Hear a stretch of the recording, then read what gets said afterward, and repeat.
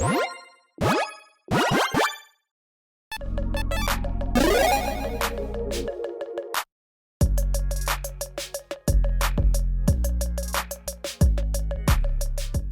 everyone, Mitch coming in for the Commander Score Studio. Welcome to the show. So the Precon Commanders were revealed, and well, the Precon decks are not out yet. But that doesn't mean that we can't determine which of these Precon Commanders is the most powerful, has the most power potential. Precon cards aside, we'll get to that next week, I am sure, when they are actually revealed. That being said, let's jump into it so I can tell you, in my opinion, which is the most powerful, which you should be most excited about. Let's jump into it. Now I'm going to tackle these commanders one at a time, talk about their strengths and weaknesses, what cards that work well with them, etc. And at the very end of the episode, I will give you my final results. Here we go. Aminatou, Veil Piercer, a 2/4 human wizard for 4 mana in Esper. At the beginning of your upkeep, Surveil 2, which is basically, I was about to say Scry, which is kind of like Scry, but better. You can put cards in your graveyard, basically. Each enchantment card in your hand has Miracle. Its Miracle cost is equal to its mana cost reduced by 4. You may cast a card for its Miracle cost when you draw it. If it's the first card you drew this turn. So, I believe, and correct me in the comments below if I'm wrong on this is the very first time we've ever gotten a commander that's like, hey, Miracle, it's a thing for you. Cool, good for you.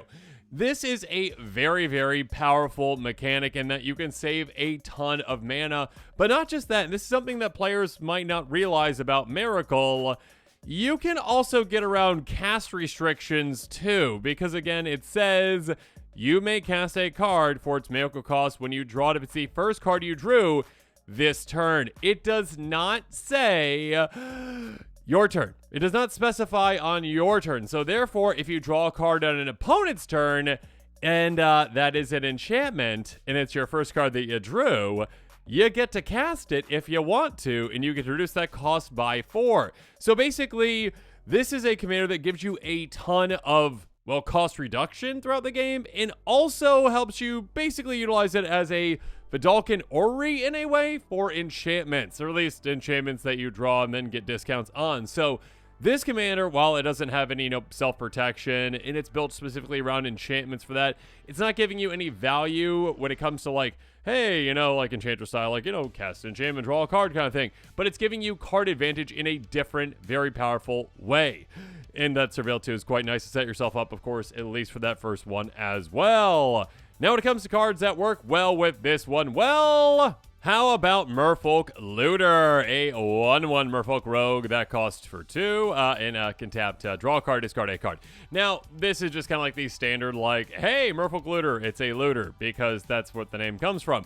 Any of these creatures or, other kind of permanents that allow you to just tap, draw a card whenever you want, those can be huge with this commander because, again, on your opponent's turns, if you're drawing an enchantment as your first card in the turn, it gets that Miracle cost, and you can cast it right then and there. Archivist would give you, additional card advantage, not just card selection like this one, and you kind of would go down a card, right? Because you're like, draw a card, it's enchantment, I cast it right away, lose a card though still. But, it's worth it, okay? It's definitely worth it. Next up, a very, very weird card, Penance. Okay, now bear with me, okay? This is enchantment for 3 mana. It says choose a card from your hand and put that card on top of your library. Prevent all damage from a black or red source. Now, obviously, this is like, oh, okay, cool, yeah, when would I really care about preventing damage? We don't really care about that at all. In fact, you can just target your commander if you need to, essentially. Make sure that you actually have a target for it. Great, cool, do that. Who cares about preventing the damage? What we care about is setting the top of our library. Literally just like, let's say, either on our turn or, let's just say an opponent's turn, I take my giant enchantment in my hand, put it on top of my library, say, Aminatou, I'm preventing your damage. And Aminatou's like, cool, don't care. And then your opponent's like, what in the world's going on? And then all of a sudden you tap your Merfolk Looter and you draw a card. And okay, cool, look, oh, that enchantment I just placed on top here, Miracle for 4 less. Instant speed enchantment shenanigans. Yeah, Penance is amazing. Precognition Field. Another card that can really help you out is something like this. Enchantment for 4 mana, but again, Miracle, cool, it's just a single blue mana. So yeah, with all these enchantments, just picture them costing 4 less. It's amazing. You may look at the top card of your library anytime.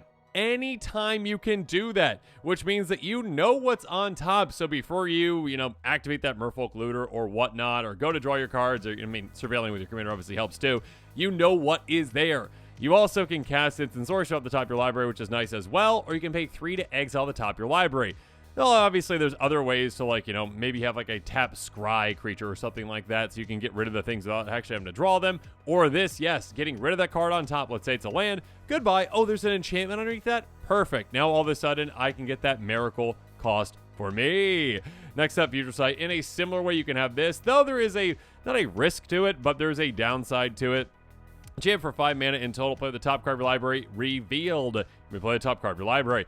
Basically, this one gives you access to everything off the top of your library, which is awesome, including lands. That's great. That being said, you are revealing it to all of your opponents. So, unlike Precognition Field, everyone knows what's going on. It's going to be like, oh, okay, cool. Yeah, that giant enchantment on top, Overwhelming Splendor. Yeah, you plan on drawing that?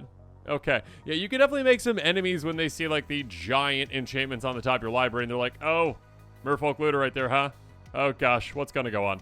Next up, Martyr's Bond. Let's get into some disgusting enchantments that you can cast for, well, no generic mana. Again, once you miracle this out, it's just white, just 2 mana in total. Enchantment for 6 normally. Whenever it or another non-land permanent you control spin a grid from the battlefield, each one sacrifice a permanent that cheers a card type with it. This is a great, deterrent and also punishment effect, essentially, that your opponents are going to be like, oh, yeah, I don't really want to destroy your things because I have to sacrifice my own. Or if I swing at you and you block, then, oh, I have to sacrifice creatures. Oh, no. So this can just decimate boards quickly. Next up, Storm of Saruman. Enchantment for 6 mana in total. Ward 3. When you cast your second spell each turn, copy it. Except the copy is legendary. Choose targets with a copy.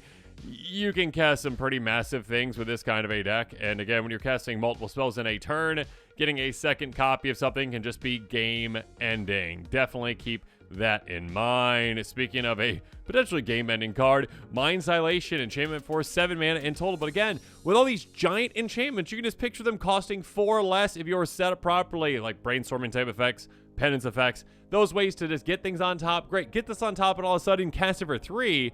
Whenever opponent casts their first spell each turn, that player exiles the top card of the library. It's an online card you may cast without paying its mana cost again. This deck is already giving you a lot of value. Again, cost reduction, lovely, but now also cool. Free spells off the top of my opponent's libraries as well. Let's talk about some pricier cards really quick. When it comes to enchantment that is pricier, Omniscience, love it. $7. I was going to say 7 mana. $7, 7 generic mana. But yeah, this is cost reduced at least against a 10 mana card. But if it were to cost 6, this card would probably be banned in Commander. Anyways, this would cost 6 again with the Miracle. So just think about your opponents being like, oh my gosh, are they miracling Omniscience into play on my turn? Oh no. You may cast online cards from your hand without paying their mana cost. Yeah, this is a very, very good and pretty broken card when it's in play. And Vampiric Tutor. This card's like $37 for a reason. It's a very good card. Instant for a single black mana. Search life for a card, then shuffle your library and put that card on top of it. You lose 2 life. So again, set yourself up with the exact card that you need on the top of your library that you know you're going to draw into. And oh my goodness, it's this enchantment that really helps me. Cool. Miracle. 4 less. Lovely. Goodbye, opponents. Moving on to our next commander. I think I'm just doing these actually alphabetically, which is ironic that Valgavoth is second alphabetically because we got some pretty far in the alphabet cards apparently. Anyways, Valgavoth, Hero of Souls, a 4/4 Elder Demon with flying and ward, pay 2 life. There's ward. Wizard just can't help themselves with throwing ward on things for 4 mana in Rakdos. Whenever an opponent loses life for the first time during each of their turns, put a counter on Valgavoth, Hero of Souls, and draw a card. Now, when you are reading this one, and I reread it 3 times to make sure that I was understanding it properly, and I was like, it's the first time I read it, I was like, oh my goodness. Okay, wait, no, it's not as good as I thought it was. It's still good, okay, but it's not like, hey, an opponent loses life on, not your turn, then you just draw, because it'd be like, oh, okay, cool. I ping all my opponents on their turn. Cool, I draw 3. Next turn, ping all my opponents, draw 3. Yeah, that's not how this works. This is literally each opponent, so it's 1 trip for each other table. That's 3 opponents, right? 3 times this could happen. You could end up getting a counter on this and drawing a card. So, yeah, I mean, this could end up becoming a pretty heavy hitter pretty quickly if you were to say, oh, I don't know, maybe have a repeatable way to ensure that you can make opponents lose life on their turns. Cool, do so. And when you do that, you are going to be getting a counter on this. Again, with each trip on the table, that would be 3 counters, turning into a 7/7 flyer. With Ward, pay 2 life, which is nice. That's a 3-shot KO. Can very quickly become a 2-shot KO. And also, yeah, with each trip on the table, potential to draw 3 cards very easily for you. So that is quite the kind of commander. This is, and it doesn't take that much setup to really get it going. It takes a good amount of setup to, like, really make the most out of it. But, yeah, you can do some pretty disgusting things once you're set up properly with this one. So, when it comes to cards that work well with this one, Roiling Vortex, one of the first cards that came to my mind. Enchant for 2 mana in red. At the beginning of each player's upkeep, Roiling Vortex deals 1 damage to them. Ow, no, ow. Yeah, group slug type cards can be great with this kind of a commander. Sure, they might hit you as well, but who cares? 1 loss of life, not a big deal for each trip on the table. To ensure that your opponents are also getting hit, and yes, damage does cause loss of life. So therefore, hey, 3 counters on my commander and 3 cards drawn for having a 2-mana enchantment play. Lovely. On top of that, whenever a player casts a spell, if no mana is spent to cast it, 5 damage to them. So, opponents, stop cheating on spells, okay? You stop it. Player that played Omniscience from the Aminatou deck. Oh my goodness. You can also pay red, and your opponents can't gain life this turn, which is quite nice to shut down any life gain effects. Speaking of which, Sulfuric Vortex just does that all the time. Enchantment for 3 mana in red. Beginning of each player's upkeep, 2 damage to that player. If a player would gain life, the player gains the life instead. Again, it does not matter the amount of damage that is dealt to your opponents. As long as you have like these consistent, hey, everyone's upkeep, you lose a life, you take a damage, whatever it is, that's all we care about to ensure that we are getting our commander's trigger every single time we can. Because again, every single time we can get that trigger, the more value we get, the more power our commander gets, and more importantly, the more cards we get to draw. Next up, kind of a fun one. I love Seismic Assault. This card is really cool. I use Influence as like the green version of that. I love that one as well. One of my favorite cards of all time. Enchant for 3 mana in red. Discard a land card, 2 damage to any target. This is basically your lands have cycling. This is essentially your lands have cycling. Well, very specific on your opponent's turns and only once per turn, but your lands have free cycling and they deal 2 damage. Because again, you discard a land, you hit an opponent in the face for 2, and they say, ow, and you're like, it's your turn, right? And they're like, yes, it's my turn. And then you're like, okay, cool, I get a counter and I draw a card. Good for me! So yes, being able to just cycle your lands with this can be amazing for you. On top of it having flexibility, again, you're going to be drawing a ton of cards throughout the game with this deck as kind of like a removal or, finisher effect for you as well. Next up, Polluted Bonds. Your opponent's gonna hurt themselves now too. Yay!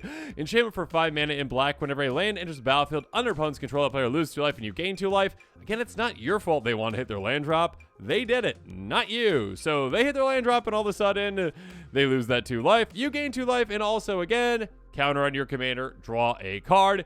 Obviously, with ones that are more dependent on your opponents like this one, there are instances where an opponent will be like, I don't have a land drop, or I'm just choosing not to play a land. And then all of a sudden, you're not getting that too. So again, I would have a good amount of guaranteed ways to ensure that you're hurting your opponents, but these are good as well. Next up, Berserker's Onslaught. Thank goodness this is budget friendly again. Thank you, Wizards. Enchantment for 5 mana in red, attacking creatures control of double strike. Yeah, I mean, you can also use, like, Blood Mist and that kind of stuff as well for individual creatures. Depends on what you want to go with this deck, if you want to go a bit wider. But, yeah, you could just be like, okay, my plan is Group Slug Voltron. Yeah. Being able to say, okay, my commander is going to very easily become, again, a 3-shot KO with those counters with 1 tripper on the table. And then I swing with my commander with this and play all of a sudden hitting for 14. It's a 2-shot KO.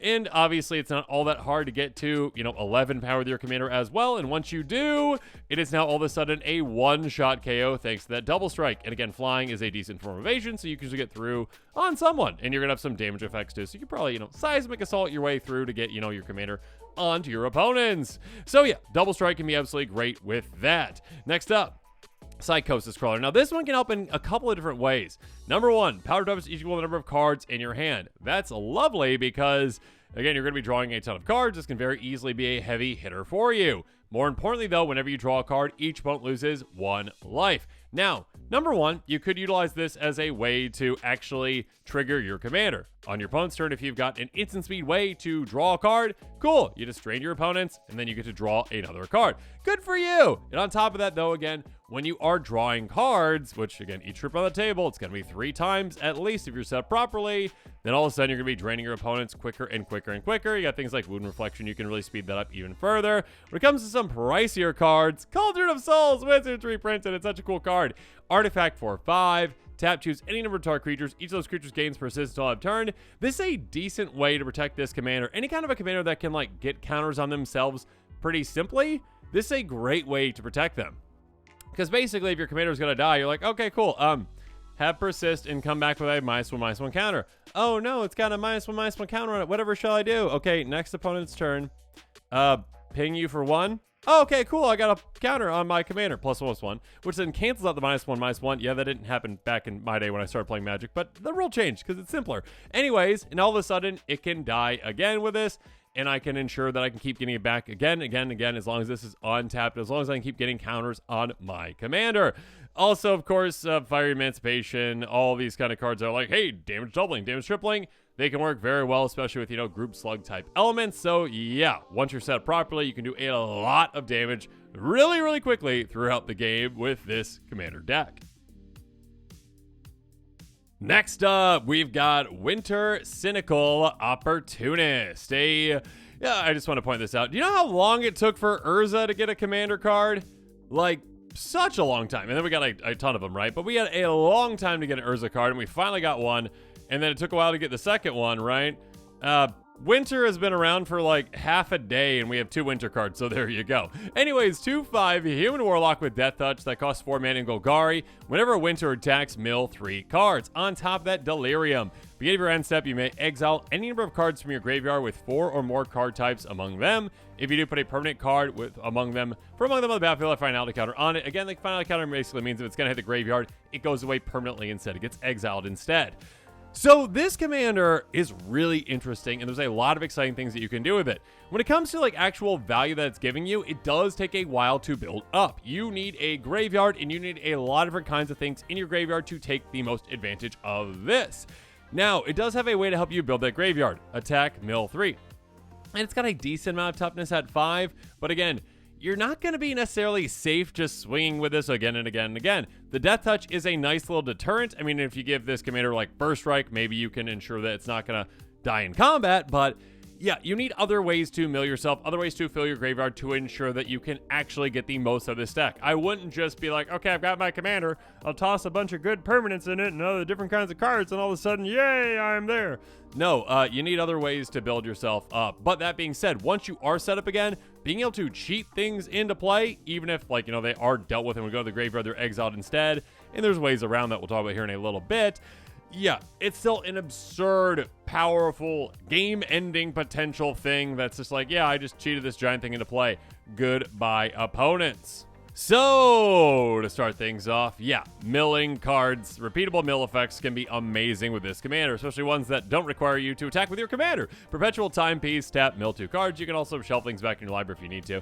That being said, yeah, just pay 2. Cool, get this in play every single turn. Tap, mill 2, tap, mill 2, tap, mill 2, tap, mill 2.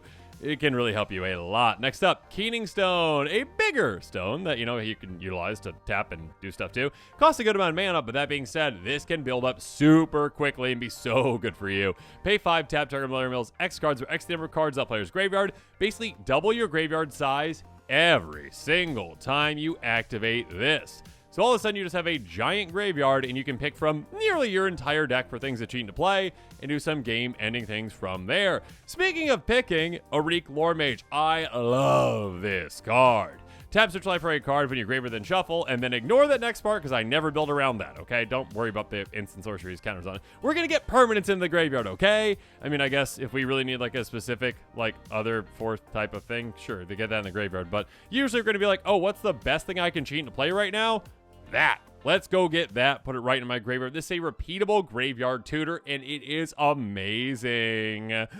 Next up, when it comes to cards, also definitely consider ones that have 2 different card types, or more, I guess, if there are. But yeah, 2 different card types, like Nyx Weaver, an enchantment creature. Because again, that counts for 2 things for us to exile, and the less things we can exile, the better. A 2/3 Spire with Reach that costs 3 mana in Golgari. At the beginning of your upkeep, mill 2 cards. Also plays into our mill, which is lovely. And also you can, pay 3 and eggs off if you need to turn dark card from your graveyard to your hand. If you really need to do that, do it. But if not, just keep it in play, mill, and yeah, when it's in your graveyard, utilize it in fantastic fashion to bring back giant things. Solemn Simulacrum, Sad Robot, of course, again, artifact creature. Make sure you're considering cards that give multiple types to help you out in meeting that requirement. 2/2 Golem, everyone knows what it does, right? ETB, go get a base land to play tapped. When it dies, draw a card. Poor Sad Robot, but you shall be remembered and you shall help the cause. Next up, Nesting Grounds. A land can tap for a cost, pay 1 tap, move a counter from target permanent you control another target permanent, activate only as a sorcery.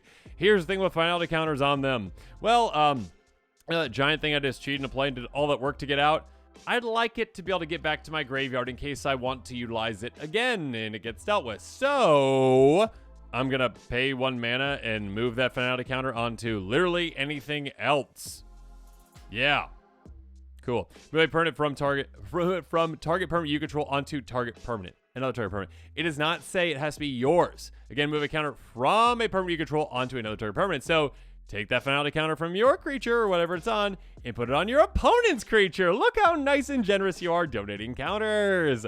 Next up, of course, when it comes to like giant things, you can even set yourself up with something like a Titanoth Rex. It has cycling for 2 mana. Cycle it away, draw a card. Also, you get a trample counter on a creature. That's nice. But also, yeah, just cheat it back into play with your commander. Cool, an 11/11 trampler. Lovely. So yeah, giant things obviously are really fun to cheat out. Next up, when it comes to some pricey inclusions, there are quite a few of them that can work really well with this commander. Seronic Resonator. Yeah, double up that end step trigger. Pay 2 tap, copy target trigger ability control. Double up that end step trigger to basically cheat to play 2 things that can be very, very impactful for you. Speaking of which, Roaming Throne. Wizards, what did you do when you made this card? It is, I think it's like the 4th most played artifact creature now. I think I just saw that. That's pretty disgusting. Anyways, 4/4 Ward 2 Golem.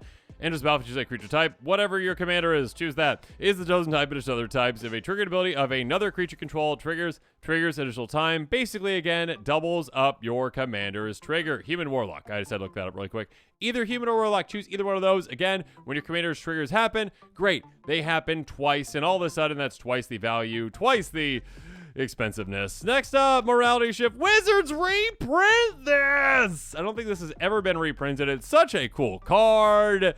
7 mana in total sorcery, but oh my goodness, is it worth every bit of that mana? Exchange your graveyard and library, then shuffle your library. Yeah, this is like one of the coolest ways to mill yourself. You're just like, oh, okay, cool. Hey, graveyard over there. Yeah, they got, what, 10 cards in there? Awesome. Come over here. Hey, library, I've got like 70 cards here. Now you're my graveyard. Awesome. I just milled myself basically my entire library. I got some cool cards back. And all of a sudden, yeah, I can choose from any of those things to cheat into play. And that card might be Portal to Phyrexia. Maybe consider something with an amazing ETB like this one. ETB, each opponent sacrifices 3 creatures. Decimate the board. Beginning of your upkeep, put target creature card from a graveyard on the battlefield to control, say, Phyrexia to other types. So not only decimate the board, but also cheat more things into play with this. Again, could be your opponent's things, could be yours, whatever it's gonna be. Cheat them into play. And yeah, that could be just giant, amazing things as well. So yeah, have fun with that. Just, go get the Eldrazi, whatever I mean, not the Titans, because those shuffle, but go get some giant things out. Get Void Winter out and play. Do all the crazy things. Why not? Okay, so the last commander that we need to highlight, Zimone Mystery Unraveler. A 3/3 human wizard in Simic for 4 mana in total. Landfall. Whenever a land you control enters, manifest dread if this is the first time this ability resolved this turn. Otherwise, I like the way they wrote that. You may turn a permanent you control face up. Otherwise, that's nice, so it's not just like second and then third and fourth. It's like, no. First time, one thing. Every other time, the other thing. So to manifest dread, look at the top 2 cards of your library. One goes on the battlefield face down as a 2/2 creature. The other into your graveyard. Turn it face up anytime for its mana cost if it's a creature card. Yeah, we're not going to be paying that mana cost because what we're going to be doing is we're going to be getting lands into play. That's all we need to do. Literally just like land, cool. All right, land, cool. Land, cool. And if we can get lands on our opponent's turns as well, that'd be quite nice so we can just keep manifesting dread. Knowing what's on top of the library might help as well. Getting things into play. Yeah. once you're set up, this can be pretty crazy. And in fact, even if you're not set up, you can just like luck into a very early win with this. If you're like, okay, play my commander, land. Okay, cool, face down, awesome. All right, another land. Oh my goodness. Yeah, I'll just flip up that, game-ending card. Okay, that's game. I win. Cool. Yeah, could just be Omniscience just flipped up. That could be an option. So yeah, this commander, again, does require some setup. But it's pretty easy to set up. And also when it comes to landfall, yeah, you can, you're just going to benefit yourself. Just leaning heavily into lands and commanders, never a bad idea, really, right? Because, like, lands are just a nice resource to have. So you can do some pretty crazy things with this one. It doesn't really have any, like, protection or any other kind of value that it's giving you, but it's giving you enough value, I promise. So in a somewhat similar way to Aminatou, like I talked about earlier, like top of the library manipulation can be very, very good with this commander. Brainstorm, draw 3, put 2 from your hand on top of your library in any order. So yeah, draw 3 and be like, oh, okay, this giant thing I never intend on casting, but would like to cheat into play, and then eventually just, oh, yeah, flip it over for basically free. Yeah, let's do that. So yeah, Brainstorm can be a great way to do so. And also all the other things I talked about earlier with like knowing what's on top, like, what Future Sight, that kind of stuff as well, but your opponents would know. Those kind of things. Those can obviously help as well. Unfortunately for you, Penance is not in the color combination. Next up, Evolving Wilds. Any kind of a fetch land, any kind of a land out there that literally can be cracked and go get another land are going to be very, very good with this kind of a commander because, well, you get multiple landfall triggers, number 1. So even if you just like, okay, play this, awesome. All right, I landfall 1, put something, in my graveyard, put something in face down, cool, it's a 2/2, and then crack this, go get another land, immediately flip it over. So instead of having to wait, you can basically flip it over right away. Or you could actually just wait. If you say, you know what, I'm going to play my land, it's Evolving Wilds, I'm not going to crack it yet. Cool, get something, put it face down. It's not really something I want to flip right away. Okay, next turn. On an opponent's turn. Okay, crack this, go get a basic land, whatever it is. Cool, all right, get that into play. Landfall trigger, again, getting that first trigger from my commander again, because you can get in your opponent's turns as well. And again, that can be quite important. Set yourself up with another face-down creature and another card in your graveyard. Speaking of setting yourself up, Essence Flux. Any kind of just a simple blink effect like this, Ghostly Flicker, Conjurer's Clause can be great too. You also can get around, not needing your commanders, otherwise, flip it kind of thing, because it's going to be easy to get that. But you can also just have blink effects as well that can help you do that as well, because blinking something is just another way to essentially flip it over. Exile target creature control to the battlefield, Armstone's control. Don't worry about the spirit thing. That really never comes into play. If there's a spirit tribal player out there being like, hey, wait, no, yeah, that helps me. Okay, that does, but mostly we care about the blinking with this. So yeah, being able to just for 1 mana at instant speed, flip anything over that is face down of our creatures, that can be huge and massive. Scroll of Fate. Yet another way to say, you know what? Let's get more face down things. 3 mana artifact, tap, manifest a card from your hand. Upon the battlefield, face down as a 2/2. So essentially, instead of having to wait to get a card on top that you want on top, or just hop and hit something on top, or set yourself up for that, it's like, oh, I've got these giant cards in my hand that I don't really feel like ever casting. Okay, I'll put it down as a face 2. Face down 2/2. Cool. Oh, I played 2 lands in a turn. All right, I'll flip it. Yay! Or I blink it. Yay!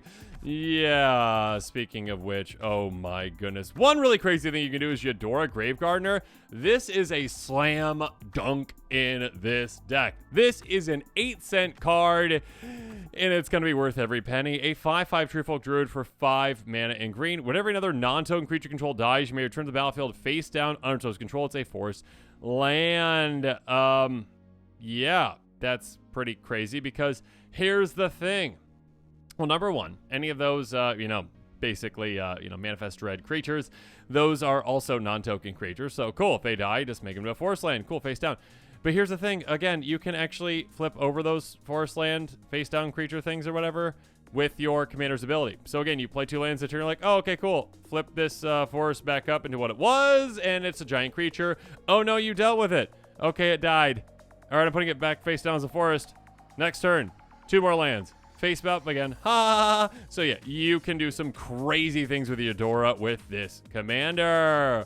Next up, you could also lean into Morph as well, obviously. So say another way to get face downs as well. And instead of actually paying 7 mana with Root Elemental to flip it over, what you're going to be doing, again, is playing 2 lands. Cool. And when it's turn face up, you can put a creature card from your hand on the battlefield. So again, more cheating things into play. What's not to love about that? 1,000 Winds has a great trigger as well. Morph it down for a 3. Don't pay that 7. Just flip it with your commander. Turn face up. Return all their tapped creatures to his hands. Yeah, this can be a great way to just surprise. Be like, oh, that player's tapped out. I'm going to swing at them. And you're like, play or crack my 2 fetch lands or whatever I'm doing. Cool. And then go get my lands, and then all of a sudden flip this, and then all of a sudden you flip the table because all your army is gone now. Goodbye. Next up, Samurai Convergence. Yeah, when it comes to just like big things you want to cheat into play, you don't have to just, do with creatures. It could be just giant things like this. Cool, hey, an enchantment that costs 8 mana. Yeah, I don't want to pay that. Creatures with flying can't attack you or planeswalkers you control. At the beginning of your end step, create a 5/5 green worm creature token. That can be quite helpful for you as well, obviously. Next up, when it comes to some pricey things to consider, Worldly Tutor. Yeah, again, when it comes to like tutors that put things on top, when it comes to commanders that interact with the top of your library, yeah, that can be quite good. Search the library creature card, reveal it, show up your library, then put it on top. Again, be able to set yourself up with that Manifest Dread. That can be huge for you. Go get that creature, which might be Blightsteel Colossus. Yeah, this is a disgustingly amazing card. Obviously, 11/11 Trample Infect Indestructible for 12 mana. We're not going to pay that, though. We're just going to be like, I've got the mana for it, but I don't want to. I'm just going to get it face down, essentially, as a 2/2, and then all of a sudden flip it by just playing lands or blinking it or whatnot, and all of a sudden my opponent's going to be like, oh, no, I'm gone. Goodbye.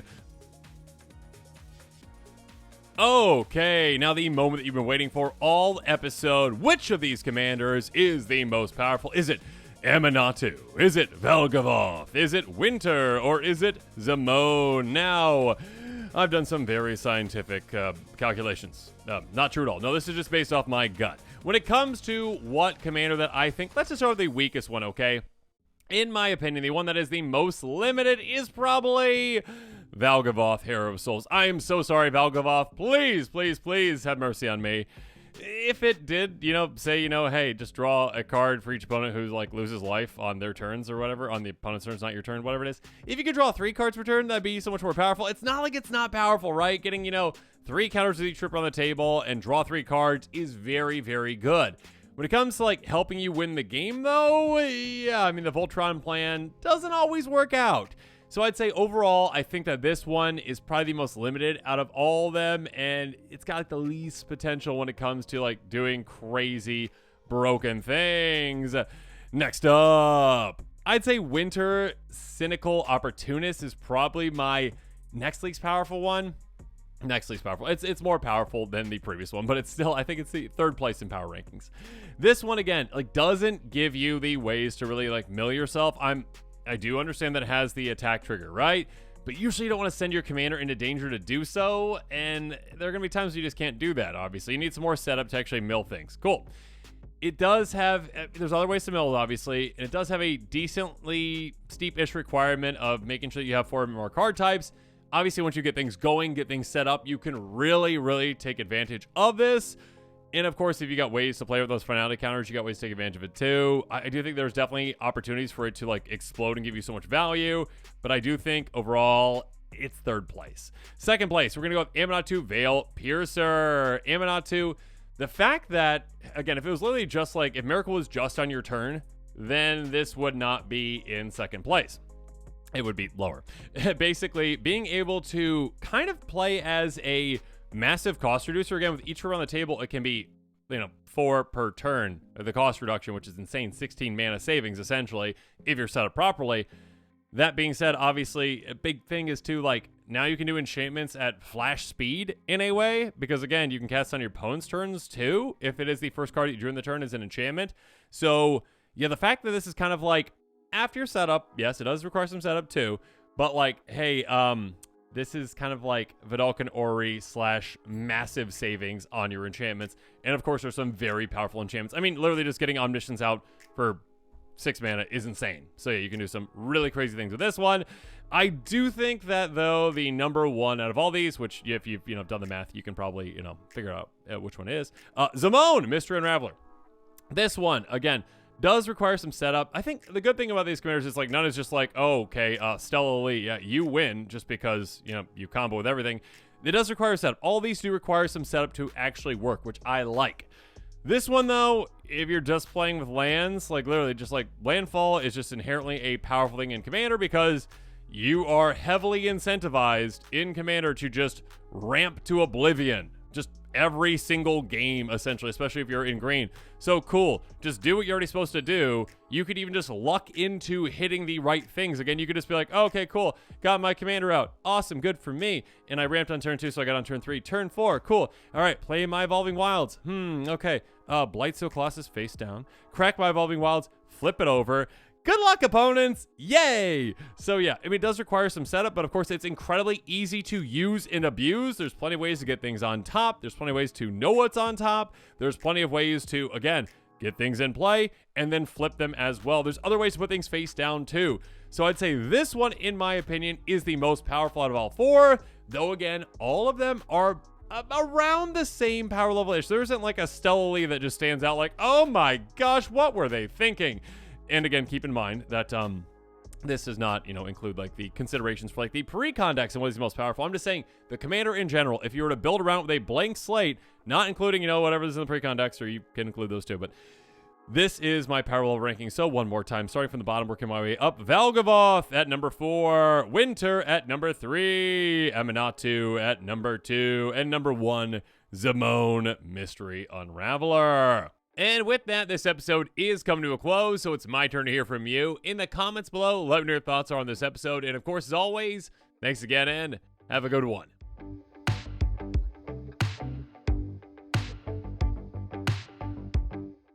This show and episodes like this one are possible thanks to viewers like you. If you're looking for an easy way to help support this show, make sure that you like, share, and subscribe. Also, hit that bell notification icon so you don't miss any new episodes. You can also go check out our playmats and other merchandise at thecommandersquarters.com. We also have a ton of brand new t-shirt designs in stock, so make sure you check out those as well. Another easy way to support this show is with our TCG player affiliate links. So whether you're buying a deck or individual cards, you can use this general link right here or one in the description. And the final way that you can support this show is by supporting us directly by becoming a patron. There are many benefits to being a patron, and I truly couldn't do this without all of their support.